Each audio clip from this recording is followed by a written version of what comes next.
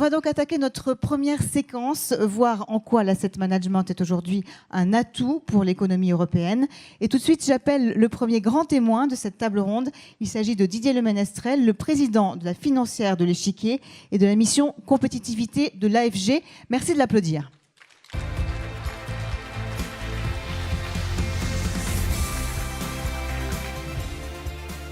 Donc je vous laisse introduire cette première table ronde, donc nous dire en quoi finalement l'asset management aujourd'hui est un atout justement pour cette économie européenne. Oh, je ne vais pas répondre parce qu'on a plein d'invités. Moi je fais juste l'intro. L'intro, elle a déjà été glissée par Yves puisque nous sommes au cœur de la révolution en cours de l'intermédiation du crédit. Je pense que nous en avons tous conscience, mais nous ne le vivons peut-être pas encore au quotidien. Ça va être notre quotidien des 10, 15, 20 prochaines années. La désintermédiation bancaire est en cours et l'asset management a un rôle majeur à jouer dans ces thèmes de remboursement de la dette, ou en tout cas de transformation de la dette des États vers les particuliers ou les outils de retraite peut-être. Moi, je vais pas m'arrêter là. Je vais surtout vous parler de ce qui se passe en France et de ce qu'on vient de vivre depuis 18 mois. Et de ma fierté d'être devant vous aujourd'hui avec une salle presque pleine, mais ça va continuer à venir. Une organisation digne d'une association conquérante. Et puis, une représentation à titre personnel, ce qu'on appelle les boutiques en France, ce qui montre que nous avons tous notre petit grain à apporter à notre industrie qui est dans une dynamique qui est peut-être méconnue. Et c'est le moment de faire savoir et de porter la parole de façon très claire, et même en images ou avec des représentantes dynamiques comme vous. Je suis heureux donc d'être devant vous aujourd'hui, d'introduire cette réflexion sur l'industrie de la gestion en Europe. Mais comme mon rôle a été depuis plus d'un an, grâce à Eric et Yves, de porter la dynamique française et de porter les couleurs bleu, blanc, rouge, je vais quand même faire non pas un plaidoyer pro domo, mais je vais quand même vous parler de la France. La France, quand on m'a demandé de porter la compétitivité de la place de Paris, certains d'entre vous, vous étiez quand même assez nombreux pour me dire, écoute, dans le monde moderne, ça n'a pas beaucoup de sens. Eh bien, en fait, si nous ne sommes pas une place prête à affirmer sa personnalité, nous n'aurons aucune place dans l'avenir de cette industrie. Je crois que ce thème, il doit être profondément partagé. Pour tous ceux qui participent à l'AFG ou dans d'autres associations françaises, nous avons ce moment pour bâtir la place importante que doit tenir la gestion d'actifs française dans la future industrie européenne. Il n'y a pas doute que nous serons européens. Mais avant tout, nous devons être forts en France pour attirer les talents, pour attirer les capitaux, pour que notre écosystème soit tellement dynamique qu'il soit incontournable. Lorsqu'on m'a proposé de s'occuper de ça, je ne savais pas par quel bout le prendre. Et un peu plus d'un an plus tard, je suis quand même content de vous dire que je crois que nous avons participé à la mise en place de ce moment, qui est un moment nouveau. Enfin, je ne connaissais pas très bien je participais aux assises précédentes, mais là, c'est un véritable moment nouveau. Nous avons fait, avec les autorités, avec le Trésor, avec le marché, avec l'AMF, nous avons fait un bon travail et on vous en dévoilera quelques éléments d'ici 15 jours maintenant, un petit 15 jours. Et puis comme j'ai Agnès Romatet qui est en face de moi, une anecdote, la première personne que je suis allé rencontrer, c'est Agnès qui donc s'occupe au ministère des Affaires étrangères de la marque France, je résume un peu, et c'est la première personne qui m'a dit mais c'est bien, c'est une bonne initiative, et sa présence aujourd'hui montre que cette réflexion d'une industrie conquérante est en cours d'être acceptée, alors que d'habitude quand on parle de France, on parle de luxe, on parle de bouffe, on parle de choses différentes. Donc nous sommes réunis, et je l'affirme parce que si vous en avez encore des doutes, enlevez-les de vos têtes, que ce soit l'AMF, les autorités, le Trésor, tous ceux qui peuvent participer à cette industrie française conquérante, nous sommes tous unis, en tout cas pour trouver des bonnes solutions. Bien sûr, si je fais ça, c'est parce que je suis profondément optimiste par nature, mais c'est aussi parce que notre industrie est jeune. Et chaque fois qu'on vous dit oui, mais on ne va pas y arriver, des choses comme ça, n'oubliez pas que nous sommes une industrie qui ne s'occupe d'épargne que depuis très récemment. Une industrie, elle est à peu près née réglementairement il y a 30 ans, une petite trentaine d'années. Et en fait, l'épargne en Europe continentale, c'est l'après-guerre. C'est l'après-guerre, c'est rien du tout. Et c'est vrai que, puisqu'on a un représentant d'une affaire qui est très américaine aussi, Pioneer, j'espère qu'on vous posera la question de savoir comment appliquer les bonnes méthodes, mais comment aussi être très européen dans notre manière de voir l'épargne future. L'épargne en Europe, c'est 19 000 milliards, 20 000 milliards, Yves le rappelait. Ce sont des sommes considérables et ça ne peut être qu'en augmentation.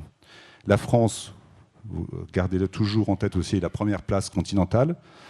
Quand on a la première place, il faut l'assumer, il faut continuer à la faire grandir. Et puis surtout, on a un atout extraordinaire, c'est que nous avons les capacités intellectuelles pour mener à bien l'objectif qui va être de prendre soin de tous ces capitaux. Nous avons des ingénieurs, nous avons des financiers, nous avons une capacité à raisonner qui est excellente, reconnue dans le monde. Ils allaient en Angleterre, on va les faire revenir à Paris. Un dernier mot. On aura l'occasion d'en reparler, oui. Bien sûr. Et un dernier mot quand même sur des motivations personnelles, parce qu'au fond, quitte à être devant vous, autant que je vous dise pourquoi je m'intéresse à tout ça. La première, c'est que c'est vrai que moi j'aime bien, quitte à travailler dans un métier, j'aime bien être fier de ce métier. Et comme parfois je trouve qu'on est un peu loser, je sais pas, moi j'ai envie de porter haut et fort les couleurs. Moi je porte les couleurs. Si j'étais footballeur, je cracherais jamais sur le maillot. Ce métier m'a beaucoup donné. J'ai commencé tout seul, sans un rond. Et objectivement, je peux dire que 25 ans plus tard, si je n'avais pas fait ce métier, je n'aurais pas la même satisfaction de réussite. Et donc bravo. Maintenant, je redonne un petit peu de mon temps, un petit peu de mon énergie. Et puis surtout, Yves l'a évoqué, il y a un cheval de bataille, moi, qui me tient à cœur. Alors c'est beaucoup plus personnel. Je ne sais pas pourquoi, je suis obnubilé par ces sujets de retraite. Je pense que c'est parce que je suis analyste financier, que régulièrement ce sont des sujets qui reviennent dans la valorisation des entreprises, dans le quotidien de ce à quoi on doit réfléchir si on est entrepreneur à long terme. Et la solution des retraites, ça passe par nous, gestionnaires d'actifs, qui devons apporter des solutions originales, nouvelles, et qui, je pense, nous allons être de plus en plus sollicités, parce que ça ne peut pas être uniquement un type de gestion qui s'organise pour gérer des retraites sur très longue période, avec des enjeux démographiques qu'on maîtrise finalement assez mal. Donc les retraites, j'ai fait un petit bouquin là-dessus, vous pouvez l'acheter dans les bonnes librairies. Ça, c'était la page de pub. Bon, je suis obligé, je suis comme ça. Bref, en tout cas, ravi donc d'être là, ravi de vous dire et de mettre en image le fait que l'AFG est conquérante. L'AFG, ça s'appelle français, mais quand on parle d'Europe, parce que nous sommes tous européens, mais on est encore dans cette période où il faut bâtir notre place au niveau européen. Je suis vraiment content de vous montrer par cette présentation que ça bouge, la gestion d'actifs bouge en France. Et puis, comme je vous ai dit que mes copains avaient un peu souri quand j'aurais parlé de compétitivité française, je ne peux pas m'empêcher quand même bien sûr, d'être triste que le Brexit ait eu lieu, mais j'avoue que, quitte à parler compétitivité, c'était bien d'être prêt, en tout cas d'être prêt à se mettre en mouvement à un moment qui est extraordinaire. Si nous ne saisissons pas cette chance, et là je paraphrase Yves, si nous ne saisissons pas cette chance d'avoir une Angleterre moins forte dans l'industrie financière, c'est quand même dommage, parce que vraiment c'est une chance qui ne se représentera pas deux fois.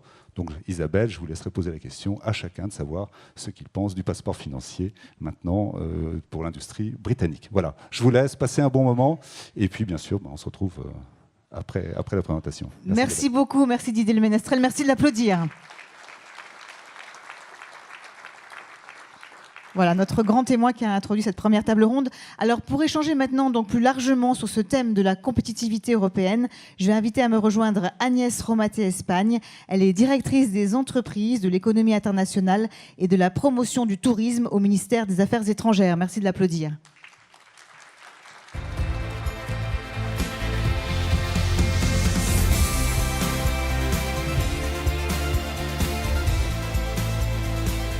Je vais également inviter notre deuxième intervenant. Il s'agit d'Alexandre Schindler. Il est président de l'European Fund and Asset Management Association. Merci d'applaudir Alexander.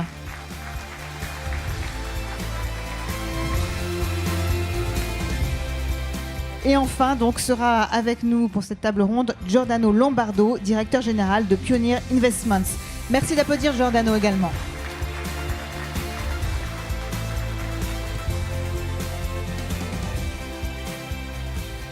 Alors n'oubliez pas, hein, donc pour vos questions, les SMS, donc on vous a donné le numéro tout à l'heure. On prendra vos questions en fin de session.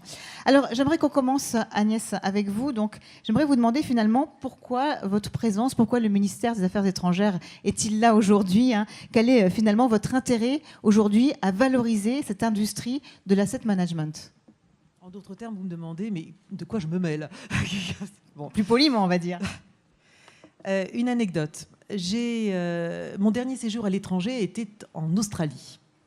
Et il a fallu que je me déplace en Australie pour mesurer que les Australiens, dont vous connaissez la force de l'industrie de la gestion, pour mesurer que les Australiens, bien mieux que nous, savaient vendre sur les places mondiales la force de cette industrie de la gestion.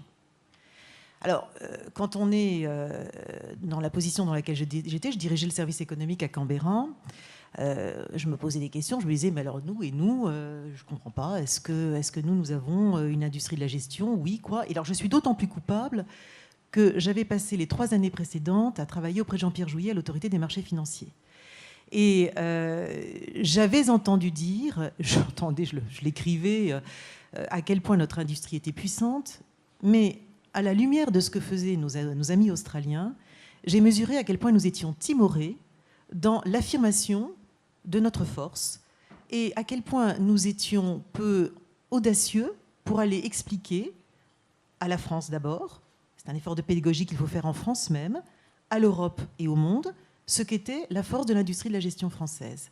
Donc vous êtes dit, il faut faire quelque chose. Alors, il se trouve que j'ai pris de nouvelles fonctions et qu'au titre des fonctions que j'occupe aujourd'hui, il m'est vaguement demandé de m'occuper un petit peu de l'attractivité de la France.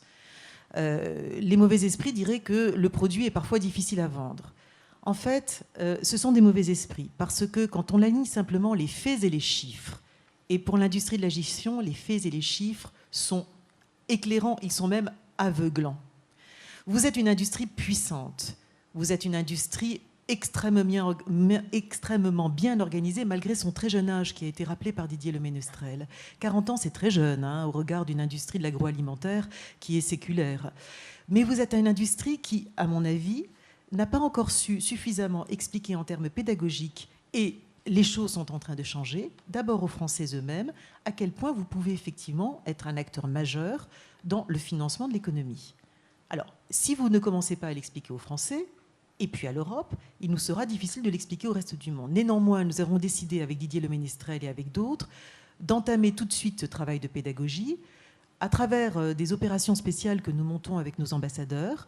Il se trouve qu'au mois d'octobre, nous avons recommencé pour la 2e année consécutive une opération que nous appelons le Invest in France Mons, où il est demandé cette année à 75 ambassadeurs dans des places financières qui nous paraissent être significatives, d'aller expliquer ce qu'est la France en termes, non pas uniquement de l'industrie de la gestion, hein, ce qu'est la place française. Et nous avons cette année décidé de consacrer une part singulière de cette présentation à l'industrie de la gestion. Nous y avons travaillé à l'AFG à nourrir, à documenter les arguments que nous donnons à nos ambassadeurs. Et par la même occasion, et pardonnez-moi d'être trop longue, nous faisons la pédagogie de nos ambassadeurs parce que, contrairement à ce que vous pouvez croire, nos ambassadeurs, quand bien même ils sont souvent, et nos ambassadrices, quand bien même ils sont souvent passés par les meilleures écoles, l'industrie de la gestion, ils ne connaissent pas. Ils sont très familiers d'Airbus, de Safran, ils pratiquent Pernod Ricard, le CAC 40, ça va très bien, les grandes ETI aussi, mais l'industrie de la gestion, ils ne connaissent pas. Ils ne connaissent pas parce que vous n'avez pas la même visibilité, tout simplement, que celle que peuvent avoir les grands groupes du CAC 40. Et donc nous commençons par la base, faire la pédagogie. Voilà ce que c'est. Voilà quels sont les grands groupes. Voilà quelles sont les boutiques. Et vous ne le saviez même pas, mais vous avez dans vos ambassades, vous avez dans vos pays de résidence, vous avez des correspondants, vous avez des représentants de cette industrie. Est-ce que vous leur parlez ? Est-ce que vous les associez à un certain nombre des manifestations que nous pouvons conduire ? Nous commençons par faire de la pédagogie. Nous sommes un cordonnier très mal chaussé. Il faut commencer à nous occuper de réparer nos chaussures et après nous pourrons affirmer la place, et nous y viendrons, notamment dans un contexte post-Brexit, la place de l'industrie de la gestion française et européenne dans le monde. On va parler du passeport évidemment, donc comme l'a demandé Didier de Ménestrel. Giancarlo Lombardo, sorry for my English, ask you what is the importance of the European asset management industry today for you? Sure. So let me just, first of all, say sorry, I will speak English because my French is too poor. But I'm very happy to be here and invited at this conference. I think that I want to echo what was said before by Yves Perrier, that our industry is becoming more and more important in the context of Europe and in the context, I would say, even more than Europe, of the world setup of bank disintermediation and more importance of asset management intermediation of the economy.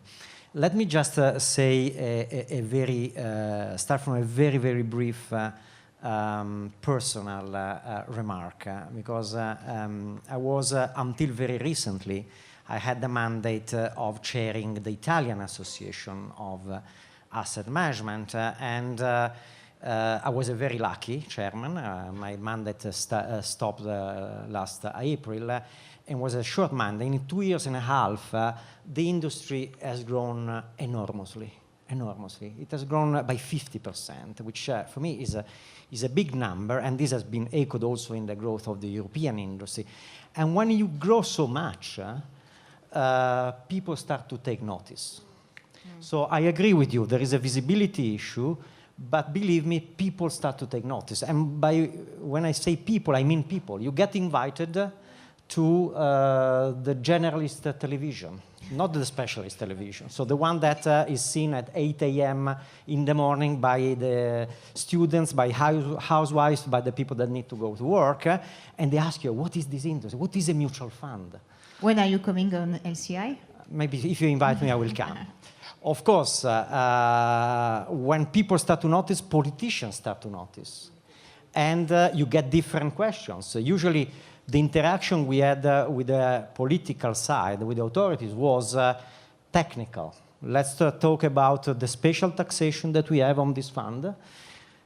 You go from that type of argument to your industry is becoming important. What can you do for the economy of your country? Because you're becoming important. So this gives us an enormous responsibility, I would say, and an enormous importance that probably is not yet reflected even in the numbers, because while we said that we have seen a fantastic growth, the best part of the industry is still ahead of us. If we think that 40%, and now let's just focus on the euro-based countries, so of the Euroland, 40% of households' money is managed by this industry in the forms of pension funds, insurance products, mutual funds, and so on, which is an incredible increase from 10 years ago, in which it was 10 percentage points less than that. So 40% of European households are already giving us their savings. But the good news is that there is at least let's say, the same percentage that is not managed by us is still in bank deposits, in which households are getting zero or in some, maybe in the future even worse than zero. So the opportunity is there, and I believe, as I said, we have a big responsibility. Where we have not been up, in my opinion, to our, let's say, role yet, is on the other side of the, let's say, importance of the industry, which is the question, what are we doing for the economy? We still have in Europe a financial system mostly intermediated by banks. It's not just the numbers. 80% of, as you know, intermediation in the US is through the markets and through, let's say, asset management vehicles. Is the opposite in Europe. It's not just that. Even the surveys tell us that. The most recent survey of the ECB on small and medium enterprises ask them, how relevant is it for you, the non-banking intermediation, and is the percentage of respondents that said that very relevant is very small. So I think we have to create this bridge. We are very important for the households. We are very important in terms of managing the saving of Europeans. We need to become as important also as relevant in financing the economy. And I think we can talk about what the industry can do with the regulators, with its own business model, and so on to do that. But I think this is the key question that we have to have in mind. How can we create this bridge? Yes, ok. Alexandre Schindler, justement, je voudrais vous demander, donc, est-ce qu'il faut aujourd'hui renforcer les règles communes pour développer plus encore justement ce marché unique de la gestion? Quelles sont justement par rapport à ça donc les propositions de l'EFAMA à cet égard? Est-ce qu'il faut avoir une réglementation plus compétitive? Je vais vous le demander en anglais. Hein. Is it necessary to strengthen common rules to develop more the single market of asset management? And what are the proposals of the EFAMA in this respect? It is necessary to have more competitive regulation. What do you think? Yeah, first of all, bonjour everybody. I have to join Giordano in talking and responding in English, but it's an honor for me to be here this afternoon in an impressive crowd, and I think we have to discuss important topics. To come back to your question, sorry, I think the financing of the European economy, and in particular the role of asset management, has already been briefly addressed by Yves Perrier and Giordano. And I think that it is extremely vital for the European economies, but also for our industry, that we harmonize distribution and regulation across Europe. Today, although we have UCITS and AIF regulation, that applies to all investment funds, being it for institutional mandates or institutional funds as well as retail funds across Europe. But since these are directives which basically mean that the national supervisor in the respective countries, the national authority, still has the ability to modify these and interpret regulations. And that still establish a lot of barriers to really cross-border distribution. Today, 30% of mutual funds, UCITS, are distributed cross-border, meaning that launched in one country, they are really for distribution in other countries. This number, this percentage has increased from 18% 10 years ago. So there's obviously demand from other European countries to, for example, invest into funds managed by French asset management companies or others. So there's a huge demand. Okay. And donc l'avenir maintenant donc pour ce fameux passeport commun, hein, puisque suite, on le sait bien, à l'annonce du Brexit, la question est aujourd'hui d'une brûlante actualité. J'ai lu par exemple que près de 5500 sociétés financières basées au Royaume-Uni utilisent aujourd'hui ce passeport européen pour vendre leurs services sur le continent, parmi lesquels donc de nombreux asset managers. Donc est-ce qu'ils vont le perdre, hein, c'est la question qui se pose. Comment est-ce qu'ils vont s'adapter? Est-ce qu'ils doivent transférer une partie importante de leur activité dans l'Union européenne? So I'd like you to answer to that question. Perhaps you want me to ask you in English. On commence avec vous, Agnès? Oui. Il ne fait aucun doute aujourd'hui que la question du passeport européen, tout comme celle d'ailleurs de la compensation des transactions, seront l'un des points durs d'une négociation qui sera dure, puisque nous allons vers un Brexit dur. Ce qui est bien, c'est qu'au moins les termes du débat sont connus. Donc on ne peut pas dire qu'on n'est pas prévenu et on ne peut pas dire qu'on ne peut pas s'y préparer. Alors je ne suis pas une spécialiste, mais pour moi, la question, elle va être posée dans des termes assez rapides, avec un risque, si nous ne nous organisons pas en amont en durcissant le régime des passeports pour pays tiers, de nous braquer sur la négociation passeport, pas passeport, alors qu'en réalité, avec un passeport pour pays tiers qui serait un régime extrêmement laxiste, la discussion devient sans objet, ou la négociation devient même sans objet. Donc ça, il faut en avoir conscience, et il faut s'y préparer, et il faut s'y préparer entre Européens, sans acrimonie, sans agressivité, mais dans le cadre des travaux qui doivent être conduits aussi avec le régulateur européen. Alors justement, donc I'd like to hear you about the question of the European passport. What do you think? What you have to do now? I mean, concerning the European passport, we definitely have, as I said, to remove those barriers. I mean, even if you get the passport, you cannot freely distribute.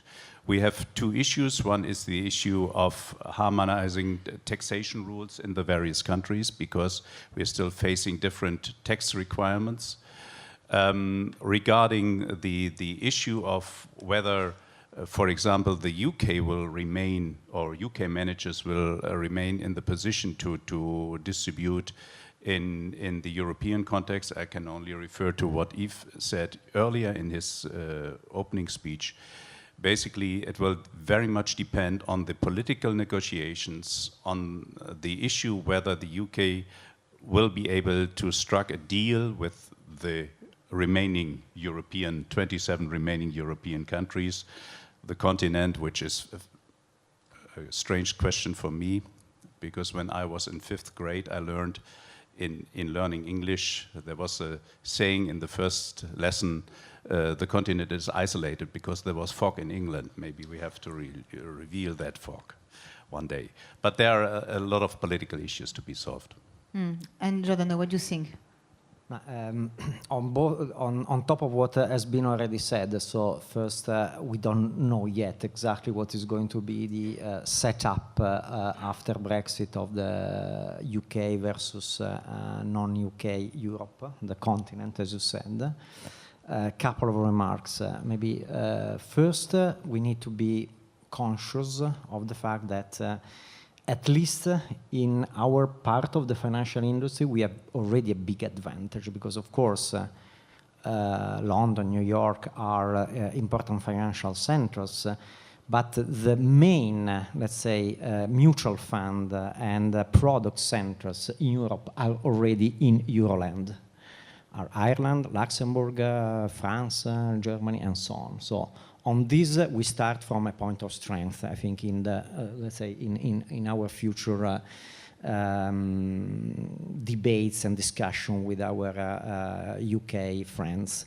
And I believe that from this point of view, there is a bit of, let's say, I agree, it's very difficult to say at this stage what is going to happen, but I see a bit going in London. We do have also an office in London, of course, a bit of complacency, I would say, that about the future setup that is related to the idea that maybe you will have to set up a product company in Luxembourg or in France or whatever, but you can still keep the core of your operation in the UK. I think this is dangerous in the sense, in terms of thinking, because in reality, there are no reasons why a successful asset management companies cannot be based in Paris, in Frankfurt, in Milan, even in a small city. You know, the famous example is that the most famous investor is based in Omaha. So even in the US, it's not just New York and Boston, because our industry is let's say, the setup of the operation is such that you can have a very successful operation based on the ability to attract good people. And this is going to be the key, the ability to attract good people. I think this is what we need to think about in terms of the future, apart from the legal, let's say, setup of the passporting UK versus non-UK. So are we able to attract good people in Paris, in Milan, in Frankfurt, and so on? So what are, apart from the rules, what are, for example, the compensation structures that are important in our industry, because it's a people industry, as we said, that exist in France versus Italy versus the UK, and so on. This is, let's say, the first point. The second point, very briefly, I completely agree, but just to highlight what Alexander already said. Having said that, the real issue that we still have within Europe, notwithstanding all the convergence of regulation, passport and so on, the real issue is still different fiscal rules. Until we don't have a progress on that, it will be very, very difficult even to leverage on the existing opportunity, not even thinking about future opportunity. So we need really to fight for fiscal harmonization. Merci. Agnès, je vous voyais réagir donc, par rapport à ce que disait Giordano. J'aimerais aussi qu'on entende après Alexander qui réagisse sur ce que vient de nous dire Giordano, justement. Giordano a raison tout à fait sur un point, c'est qu'une chose sont les règles qui seront fixées et dont on ne sait pas encore quels seront le point d'aboutissement, le point d'atterrissage de la négociation, et puis l'autre, c'est notre capacité, chacun avec notre drapeau national, À attirer justement les à talents. attirer Oui. les talents. C'est une occasion qui s'offre, qui a été évoquée par Didier, extrêmement stimulante, de progresser en termes de compétitivité chacun de notre côté. Soyons francs, en étant concurrents, pas en étant nécessairement toujours alliés.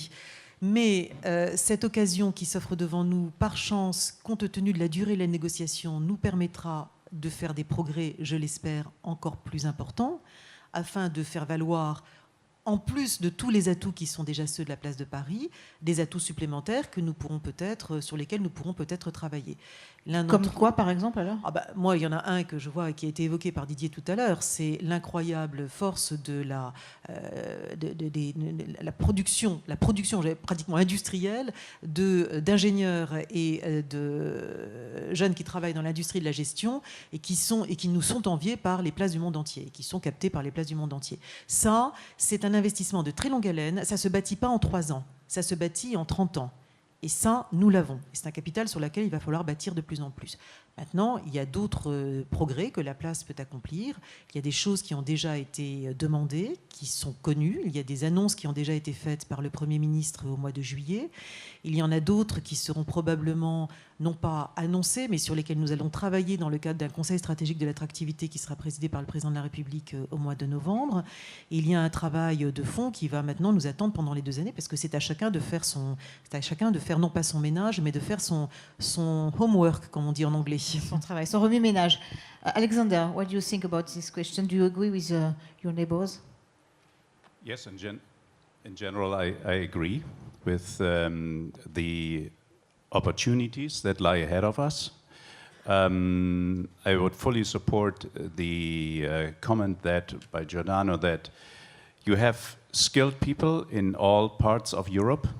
The demand for asset management will continue to grow, which has, first of all, nothing to do with Brexit. I think it is based on demographics. It is based on issues we have discussed earlier, the requirement of financing in the public sector through private funds, basically. And given also the low interest rate environment in Europe right now, which from my perspective prevail for some time, the asset management industry can offer a fairly diversified product that can provide investors for the long run with, let's say, at least in this environment, attractive returns compared to other financial products. Giordano has referred to the bank deposits and still that almost 40% of European households' wealth is in bank deposits at 0 or negative rates. And we can do something better with that money. Yes, but perhaps it's difficult to adapt the market because today, we have an environment with low rates, volatility. So, what can we do to be more attractive? What solutions can it bring to your clients? Yeah, this is now more a question not to an association, but rather to an investment expert. I will try to respond to that. What our clients are primarily in Germany, and they definitely have the same demand as investors, retail investors, as well as institutions in France.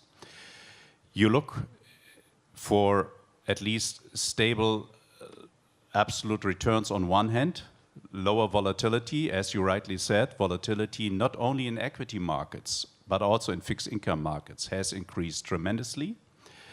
I think that even there's higher risk in fixed income markets than in equities over the long run. And therefore you have to diversify, because none of us know really in what asset category the next higher volatility will occur. So you have to diversify across asset classes, both as an institution or as a retail investor. You have to provide multi-asset strategies, etc., to clients. Okay. We have a lot of questions. Thank you. Vous envoyez beaucoup de questions, donc on va les traiter tout à l'heure. En tout cas, merci pour votre participation. Giordano, what do you think to be more attractive in this context of? I want to ask you the same thing. Finally, very low rates and volatility is very difficult now. Yeah. Yes, also because rates are not only low, but they are negative. And I think this is, I mean, it's terrible. I think this is the big elephant in the room of policy making now. Negative rates are something which, notwithstanding the good intention of central banks, are very negative for investors. They are imposing a kind of tax on invested money, which is not only, let's say, having a negative impact on the business models of banks, on the business model of insurance companies, on our own business models, of course, but clearly is damaging the future, let's say, wealth of people that need to invest now. And so this, I think, is probably the most important policy-making discussion that we as an industry should have together with other players, with the policymakers. I would say that our industry has the tools to give some answers.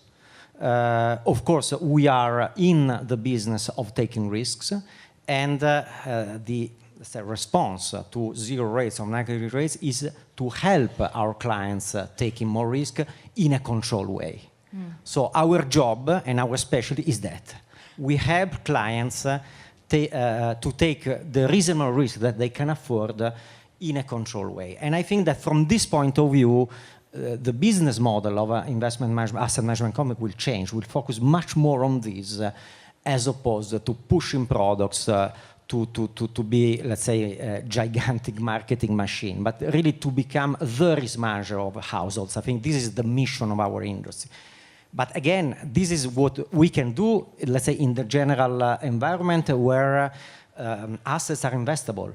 If rates remain negative, more and more, we will have less investable assets, not just fixed income, but because this, let's say, expected return, low expected return problem is transferred from interest rates to other asset classes, including equity. So this, I think, is the big issue that we have in front of us, not just as the industry, but again, from the point of view of our clients. And so, Alexander, what are your proposals to develop long-term savings in Europe? What can you do to attract the world savings now? Yeah, I think a very important initiative under the Capital Markets Union of the EU Commission is definitely the introduction of a pan-European pension plan, which will be definitely discussed later in the third panel as well.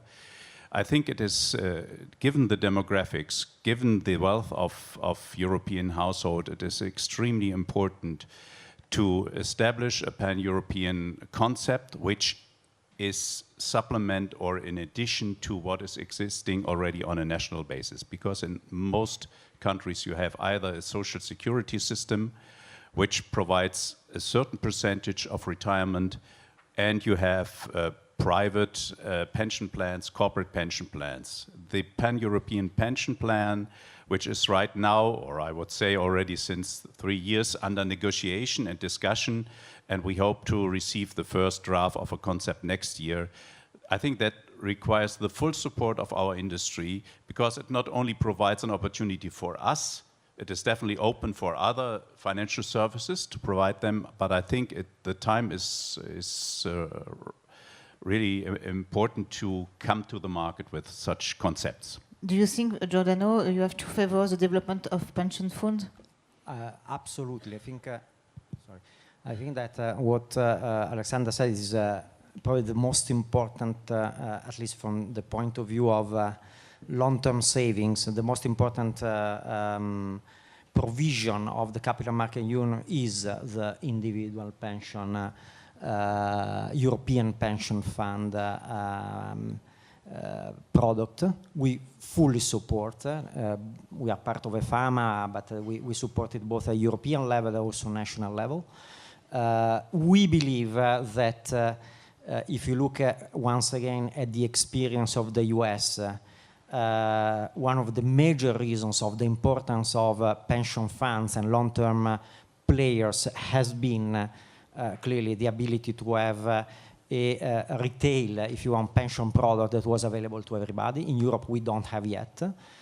So I think this can be as important as the UCIT brand has been for mutual funds. So if we really can reach this goal, I think it will be a massive change for a massive opportunity for our industry.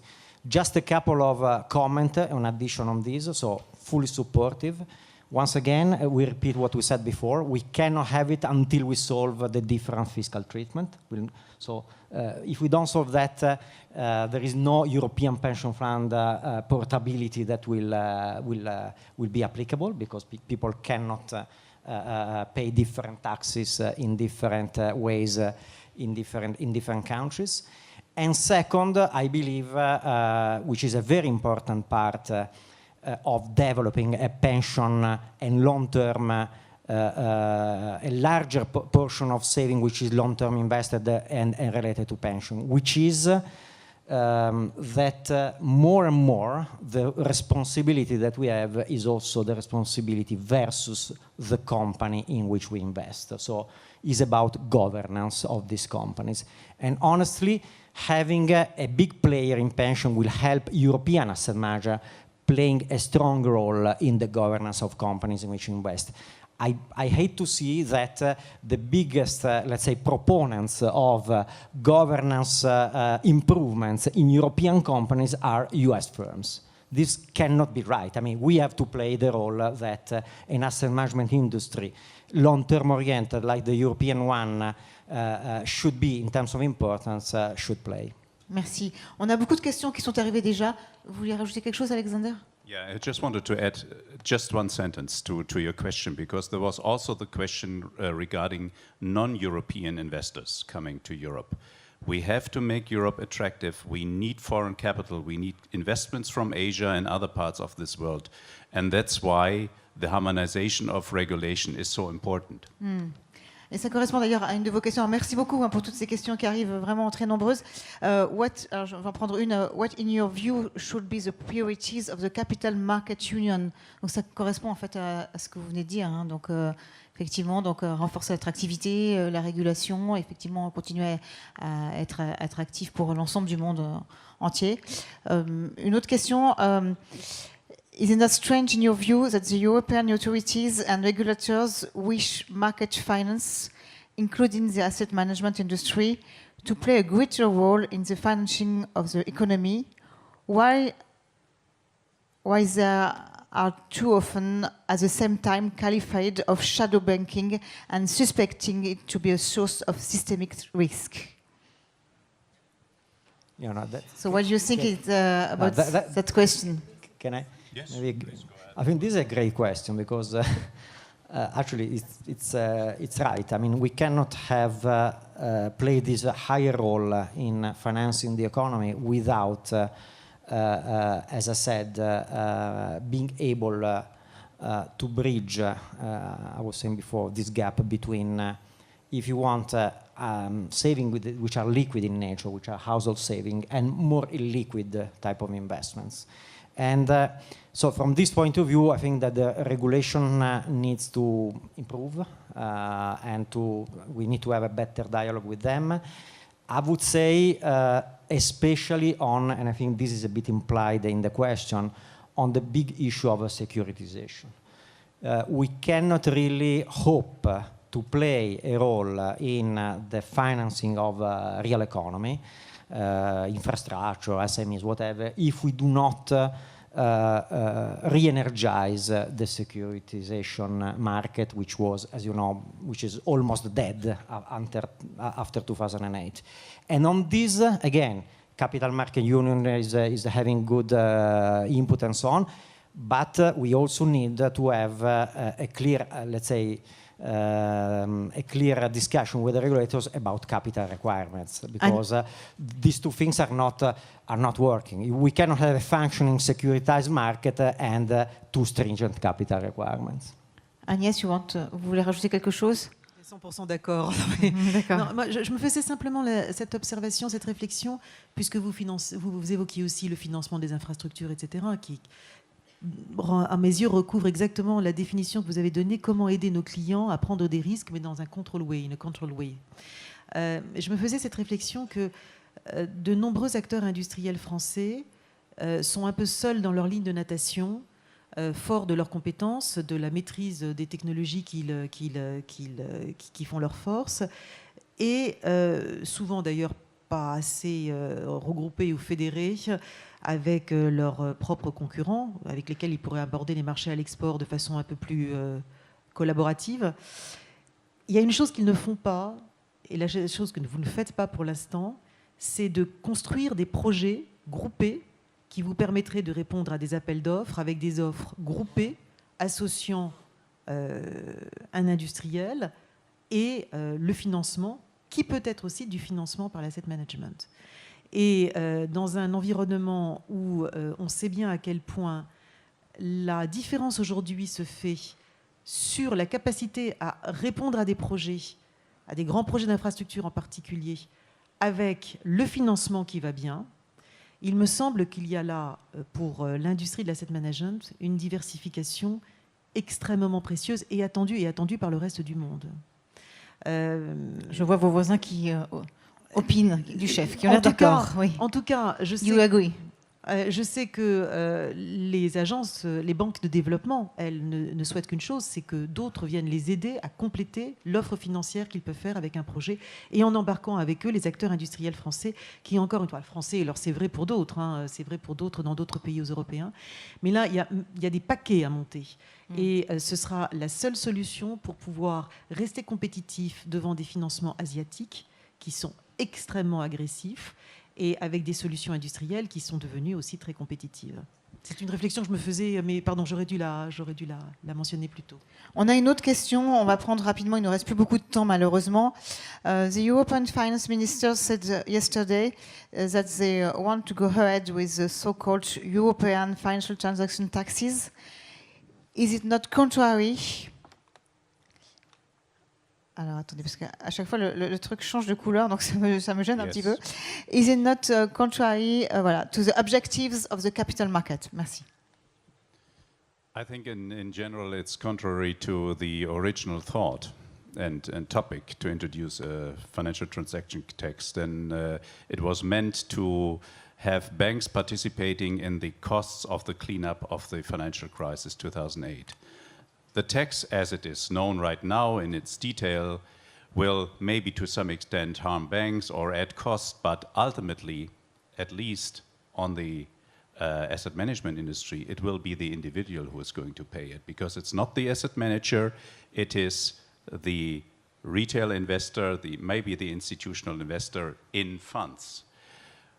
And it brings me back to the point, it took us 2 years to explain to regulators that we are different from banks. And that's why I don't like this term shadow banking, because the assets are not on our balance sheet. They are separated. And if you harm them, they will go somewhere else. Maybe not in the shadow. I mean, you can have institutions that manage the money in discretionary accounts. They don't need to establish an AIF. So I think it's maybe politically required. It will not bring a lot of revenues. I guess that the administration costs are much higher than any revenues, but they obviously need this from a political perspective. A last question very quickly, because we don't have more time. What about sustainable investments? What is your vision? I think in part is what I said already. I think that within the sustainable, let's say, investment umbrella, we can put a lot of items, not only governance, as I mentioned before, but also long-term sustainability of the business model of the companies we invest in. So I believe that it will become much more a widespread way of everything we do. So it will be all the asset management activity will go towards a sustainable investing model, as opposed to the current specialization. So we have the sustainable investment team that is specializing in this type of product. I think especially, and this again, Europe is leading the US on this. I think that coming from clients, there is this big push towards making embedding really in all the investment activity, in everything we do, also sustainable investing. I'm a big believer in that, and again, I believe that Europe can lead the world in this because we are way ahead of the rest of the world industry on this. Alexander, your answer? Yeah, I couldn't agree more. I think that is really an important topic for every, not only investor, but also for asset management companies in particular. We at IFAMA have just issued a brochure on responsible investing. You will find it on our homepage. I think it is important because, in particular, after the Paris Climate Agreement, which can now be signed, or is now signed by more than 50 states, I think that this will be important because people around the globe are conscious of the changes in climate, but also we have had a lot of, unfortunately also in my country, a lot of issues with corporate governance at companies, but also at other, let's say, institutions. So that is important. Be aware of the fact it takes time to implement this sustainable investment principles. And I think you should also prove as an asset management company that you comply with sustainable or responsible investment principles, because you cannot just sell products or solutions, as I would rather say, and on the other hand, do not comply with it. So Agnès, very quickly, Agnès just for the end. to add, I forgot to say, also the new generation are very sensitive to that. So the new generation of investors, I think, are very, very sensitive to sustainable investing issues. So if we want to capture the money also of the future generation, this will be a must. Agnès, une mot de conclusion, puisqu'on a déjà dépassé les temps. Je reste sur le Sustainable Investment. Après tout, on va fêter l'accord de Paris dans quelques semaines.